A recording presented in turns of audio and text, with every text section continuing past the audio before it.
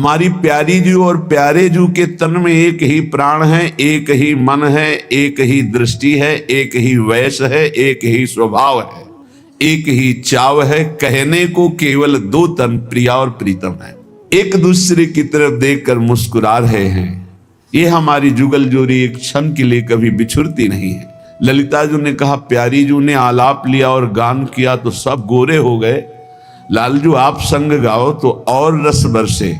सहचरियों ने पुनः संगीत का अद्भुत समा बांध दिया। एक से एक संगीत की स्वामिनी। निकुंज में एक राग दोबारा नहीं गाया जाता, नवीन राग होता है। जैसे प्रियाजू को देखा तो अब नवीन प्रिया, लालजू को देखा तो नवीन लावणी, कुंज को देखा तो नवीन कुंज। इनका सब कुछ नया प्रतिपल होता है, नयो नेह सब नवम नवम। इसलिए कभी रसिक जन अघाते ही नहीं है, ऐसा रस है। जे भी प्रिया प्रीतम दोनों ने मिलकर के गान प्रारंभ किया पंचम स्वर में तो चैतन्य जड़ हो गए। जितने खग मृग पशु पंछी सब समाधि भाव को प्राप्त हो रहे हैं, और जितने जड़ हैं सब में चैतन्यता जागृत हो गई, सब द्रवित हो रहे। प्रेम का रस बहने लगा, लताओं से, वृक्षों से, पहाड़ों से यमुना का प्रवाह रुक गया। कैसा अद्भुत जब हमारे आराध्य देव प्रिया प्रीतम मिलकर गान करते हैं और एक से एक संगीत की स्वामिनी सहचरियां, सुंदर वीणा, वेणु, मृदंग, उपंग, ढप, कठतार, मुहचंग आदि वाद्य स्वर में स्वर मिलाकर पंचम स्वर से प्रारंभ किया और सप्त स्वर तक श्री युगल सरकार गान कर रहे हैं। कभी मध्यम, कभी उच्च स्वर, ऐसे ही संगीत श्यामा श्याम गान कर रहे। संपूर्ण कुंज निकुंजे प्रेम में झूम रही, क्योंकि ये जड़ नहीं है, ये सब चिदानंदमय है, ये प्रेम स्वरूप है। चित्रादिक सब अष्ट सखीगण व्यूहल प्रेम गिरे। आश्चर्य हो गया, ऐसे प्रिया प्रीतम का गान कि जो अष्ट सखियां बड़ी सामर्थ्यशाली हैं वो प्रेम विवश हो गई। और सखियों की बात क्या, जहां प्रिया प्रीतम प्रेम विवश होते हैं वहां सावधान होकर सेवा में रहती है। पर युगल सरकार का ऐसा प्रेम भरा गायन, ऐसा स्वरों का चढ़ाव उतार, ऐसा अद्भुत आलाप कि सखियां प्रेम विवश हो गई। देखा कि सखियां हमारी प्रेम विवश हो रही तो समीप प्यारी जू प्यारे जू आकर के सखियों को संभालने लगे। जिस सखी को अपनी कृपा दृष्टि से देख लेते उसमें पुनः चैतन्यता और सामर्थ्य आ जाती है। प्रेम को सहने की सामर्थ्य किसी की नहीं। कई बार ये हृदय में अनुभव हुआ कि आचार्य कृपा ना हो तो प्रेम को सहने की सामर्थ्य नहीं। और प्रेम का समुद्र लालजू और प्रेम समुद्र का सार रूप प्रियाजू, इनके रूप सौंदर्य को सह जाए ऐसा भूतल में ब्रह्मा जी ने किसी को रचा ही नहीं है। ये तो आचार्य कृपा से, कहो कृपा ते कहा न होई। ये कृपा से ऐसे हृदय की सामर्थ्य होती है कि इन रूप रंग रस भरे युगल सरकार की रूप माधुरी का पान करते हुए वो चैतन्य रहता है। ये महान सामर्थ्यशाली प्रधान अष्ट सखियां भी प्रेम विवश हो गई।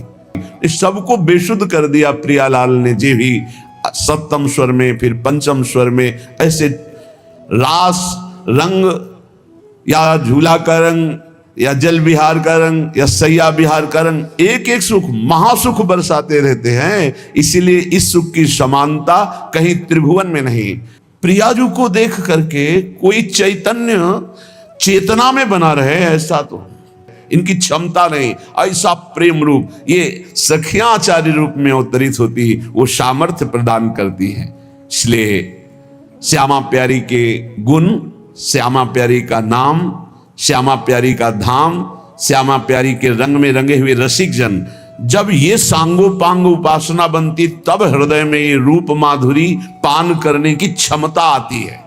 ये क्षमता किसी तपस्या और साधना से नहीं आती, ये लीला गायन से और निकुंज विलासी के नाम जप से, और निकुंज विलासी के रास रंग में, विलास रंग में रंगे हुए जो रसिक, उन रसिकों का संग, तब ये सामर्थ्य प्राप्त होती। युगल सरकार की नित्य केलिका अवलोकन, आनंद में भरे हुए, संपूर्ण लोक लोकांतर के सुख से विरक्त, प्रियालाल में आसक्त, ऐसी स्थिति किसी भी उपासना में नहीं है। ये सर्वोपरि प्रेम रस है युगल सरकार का। यदि आप नाम रूप लीला धाम का आश्रय लेकर गुणगान करोगे, कृष्ण सबके चित्त का आकर्षण करने वाले, ये जो हमारा आकर्षण होता है ना परस्पर शरीरों में, वो श्री कृष्ण का होता है, शरीरों का नहीं होता है। आप समझ नहीं पाते। आपको जो शरीर बहुत प्यारा हो उससे श्री कृष्ण अंतर ध्यान हो जाए, फिर आप कितने मिनट उसको प्यार करेंगे? कितने दिन उसको रख सकते हैं आप? बोले नहीं रख सकते, वो चला गया। कौन? बोले अमुक। नहीं, अमुक तो शरीर का नाम था, शरीर के अंदर कौन था उसको नहीं जाना, इसीलिए अज्ञानी हो, इसीलिए तुम रो रहे हो। अगर उसको जाना होता तो आनंद में मगन हो जाते, क्योंकि वो केवल अंतर्धान हुआ है, वो कहीं गया नहीं है, वो उसी में विराजमान है, सर्वत्र विराजमान है। बोले मुर्दे में भगवान विराजमान? हाँ, वो केवल अंतर्धान हुआ है, वो आपको अपनी नजरों से ओझल कर लिया है, वो वही है। वेन के शरीर का जब मंथन हुआ तो दाहिनी भुजा से भगवान का अवतार हो गया प्रथु, बाई भुजा से महारानी अर्ची, और मृत शरीर से, इसका मतलब भगवान केवल अंतर्धान होते हैं, वो वहीं विराजमान रहते हैं। जो नाम जप करता है और जो श्री कृष्ण चरित्र का गायन करता, बहुत बड़ी बात है, प्रार्थना है। अगर चरित्रों में मन नहीं लगाते हो तो तुम्हारे चरित्र सही नहीं रहेंगे, ये हमारी बात को पकड़ लीजिएगा। भगवत चरित्र गायन और श्रवण में जिसका चित्त नहीं लगा तो कोई साधना कर ले, उसका चरित्र पवित्र होना बहुत कठिन है। क्योंकि हमारे जो मन और इंद्रियों का आकर्षण है वो प्रकृति है। मना कष्टान इंद्रियाणि प्रकृति स्थानी कर सती, और ये प्रकृति जब हमारे मन और इंद्रियों को अधीन करती तो पापाचरण बनता है।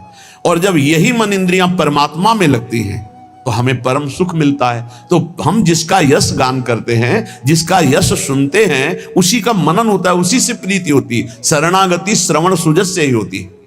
अगर हमारे कानों में सुजस न जाए, भगवान के चरित्र न जाए तो पावनता नहीं आ सकती। महामोह का नाश करने के लिए समर्थ है भगवान के लीला चरित्र। महामोह महिषेश विशाला, राम कथा कालिका कराला। जैसे महिषासुर का मर्दन त्रिभुवन में कोई नहीं कर सकता था, तो महान दुर्गा रूप धारण करके प्रभु ने विनाश किया उसका। ऐसे ही ये दुर्गा के समान सामर्थ्यशाली भगवत लीला चरित्र हैं, जो हमारे महामोह रूपी महिषासुर का मर्दन कर देंगे। जब कोई भगवत चरित्रों का गान करता है और श्रवण करता है तो पक्का सीधे प्रेम प्राप्त होता है। रत्नावती जी ने अन्य कोई साधन न जाना न किया, दासी ने वृंदावन बिहारी की महिमा लीला दशम स्कंद के भगवान के पावन चरित्रों का गायन किया। तो श्रवण करते करते दासी के हृदय में जो अनुराग था उससे कई गुना बढ़कर अनुराग महारानी के हृदय में हो गया। दासी दासीपना तो नहीं छोड़ पाई थी रानी के, लेकिन रानी ने रानीपना छोड़कर मुंडन करवा के संतों के बीच में बैठ गई, संपूर्ण संसार से विमुख होकर, एकमात्र प्रभु के सन्मुख होकर। ये बहुत बड़ी बात है। मथुरा के ब्राह्मण बड़े याज्ञिक कर्मकांडी विद्वान, वैदिक सिद्धांत से चलने वाले, कहीं एक अंकुर प्रेम का नहीं था। और उनकी पत्नियां केवल भगवत चरित्र सुनती थी तो भगवत साक्षात्कार हुआ, भगवत प्रेम में डूब गई। भगवत चरित्र श्रवण मात्र से धुंधकारी को परम पद की प्राप्ति हुई। इसलिए श्रीपाद कह रहे, जो सदैव श्री कृष्ण चरित्र का पठन और श्रवण करता रहता है, जितने भी महापुरुष हैं बिना भगवत चर्चा के नहीं रह सकते। काकभूषुंड जी चर्चा कर रहे हैं, बड़े बड़े परमहंस जो है आकर के भगवत चर्चा सुन रहे हैं। ये भगवत चर्चा बहुत अमृतमयी है। कई संतों ने तो भगवान से कहा मुझे फिर जन्म दो, क्योंकि आपके वैकुंठ में आपके भक्तों के द्वारा गाई हुई आपकी चर्चा सुनने को हमको रसमयी नहीं मिलेगी। प्रभु मुझे फिर मृत्यु लोक में जन्म दो कि मैं आपकी भक्ति करूं और भक्तों का संग प्राप्त करके आपके लीला चरित्रों का गायन और श्रवण करता रहूं। है कोई नशा भगवत चरित्र में है जो सबको असत मार्ग से हटाकर सत्य में स्थित कर देता है। इसीलिए श्रीपाद कह रहे, ये कभी जब आप ऐसी विषम परिस्थिति में फंसे हों, निकलने की कोई चांस ना हो और एकमात्र सहारा प्रियालाल का हो, फिर अपने आप निकलेगा हा किशोरी। ये जब अंदर से प्रकट होता है ना हा, तो ये सब मिटा देता है वासनाओं को। अंदर से जब प्रकट होता है, हम रोज निरंतर नाम जप करते हैं, कभी एक बार अंदर से आ जाए, 24 घंटे में आर्त भाव से एक बार पुकार लूं, वो चलते चलते इतना शिथिल हो जाता है, थक नहीं, शरीर में इतना प्रेमावेश हो जाता है, खड़े रहने की सामर्थ्य नहीं, इस भूमि पे बैठ गया और लौट रहा हा प्रियाजू हा कृष्ण। ये जो नाना प्रकार के बंधन थे, काम के, क्रोध के, लोभ के, मोह के, मद के, मत्सर, सब नष्ट हो गए। राधा राधा अब निर्मल भाव में अश्रु प्रवाह हो रहा है। लाडली मेरी प्रिया जो गाता है प्रिया प्रीतम की, आनंद की उमगन में गायन होता है। जब प्रीतम सामने होते तब नृत्य होता है, और प्रीतम की रूप माधुरी, गुण माधुरी जब हृदय में अपना प्रभाव दिखाए हुए तो उसी का गायन होता है। फिर इतना रोना आता है, वो अपनी अश्रुधारा से जहां बैठता है वहां गीली भूमि कर देता है। इतना अश्रु, आनंद अश्रु, विरह अश्रु, दो प्रकार के अश्रु होते हैं। एक मिलन की प्रबल आकांक्षा में रुदन, और एक आनंद अश्रु, निर्खत नित्य विहार, पुलकित तन रोमावली, आनंद नयन सुधार। ये आनंद अश्रु छाए हैं प्रिया प्रीतम, अद्भुत आनंद में रो रहा है। वो कोई दुखी नहीं है, वो कोई चाह नहीं कर रहा, कोई चाह नहीं, अचाह स्थिति का रुदन। इसलिए कह रहे हे भाई मेरी बात मान लो, तुम जो चाह कर रहे हो कि अगर ये मिल जाए तो मैं बहुत आनंद में हो जाऊं, तो मैं तुम्हें बता दूं, यदि तुम अमृत पान कर ले तो भी तुम विषयी और भयभीत रहोगे। क्या देवता अमृत पान नहीं किए क्या वो विषयी नहीं है क्या वो भयभीत नहीं है क्या? अरे काल चक्र से तो ब्रह्मा भी भयभीत है, औरों की तो बात जाने दो। श्रीपाद कह रहे हैं मेरी बात मान लो, यदि तुमने त्वया कंठम, यहां तक अमृत पी लिया हो, परम पीयूषम अपि किम, अमृत पान कर लिया हो भरपेट कंठ तक। और कह रहे एक दूसरी सबसे बड़ी आकांक्षा होती है कि अगर सुंदर भोग करने को मिल जाए तो ऐसी सुंदरी त्रिभुवन में नहीं जैसी उर्वशी जी है। क्योंकि एक बार नर नारायण भगवान तपस्या कर रहे थे, अब भी तपपरायण है, तो देवराज इंद्र को घबराहट हुई कि इनकी तपस्या तो इतनी प्रबल है कि कोई भी पद ले सकते हैं, तो कहीं मेरा पद न ले ले।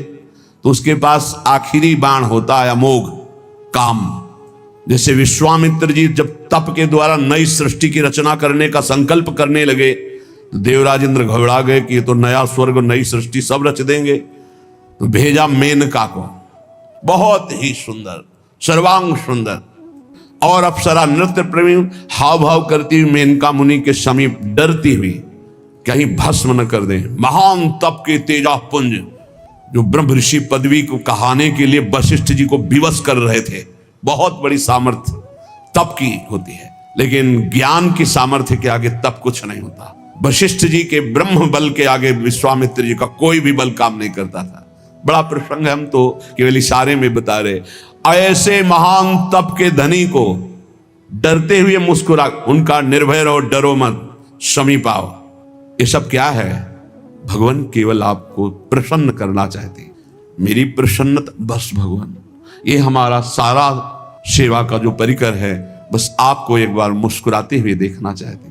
तो तुम निर्भय हो जाओ। और फिर मुस्कुराहट बदल गई सहवास में, और जब गर्भ रहा तब उनको होश आया विश्वामित्र। तो उनका नहीं नहीं, मैं कभी नहीं रुक सकता अपने मार्ग में, तू कितना भी उपाय कर ले माया। और फिर अपने तप में लग गए, कुछ नहीं, मेरे को रोक नहीं सकते। यही सबसे खास बात साधक की होती है। चूक हो गई तो हो गई, लेकिन रुकना नहीं है, रौंदना है, हर वासना को रौंद कर आगे बढ़ना। निकल गए।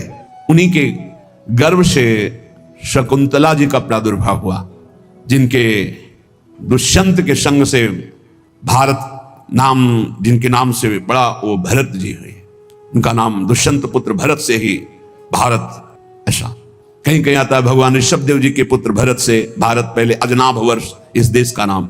इतना बड़ा महर्षि जो राज परिवार में रहकर सारे सुख भोगने वाला, फिर मेनका ने उसको भ्रष्ट कर दिया।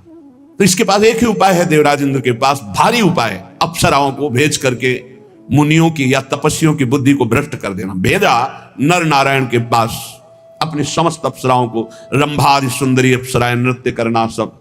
भगवान नारायण मुस्कुराए और कहा स्वागत है काम तुम्हारा, आओ सब बैठो। थर थर कांप रहे थे। नहीं, हम अपने तप से तुम्हें दुख नहीं देंगे। और अपनी जंघा में ऐसे चित्र बनाया तो दिव्य देवी उर्वशी जी का प्रादुर्भाव हो, देखते ही काम मोहित हो गया। बोले तुम आए थे यहां हमको मोहित करने के लिए, देखो ये सुंदरी अभी अभी प्रकट हुई हमारी जंघा से, ले जाओ। और देवराज इंद्र को कहना तुम्हारे स्वर्ग की बेजोड़ अप्सरा। देवराज इंद्र भी देखते ही मोहित, देवी उर्वशी ऐसी थी, देखते ही मोहित। यहां कह रहे कंठ तक अमृत पी लो, मेरी बात मान लो, और लोक के भोगों की तो बात जानने दो। उर्वशी को भोग लो, उसके वक्षा स्थल का स्पर्श भी कर लो, तो भी तुम्हारी भोग वासना तृप्त होने वाली नहीं।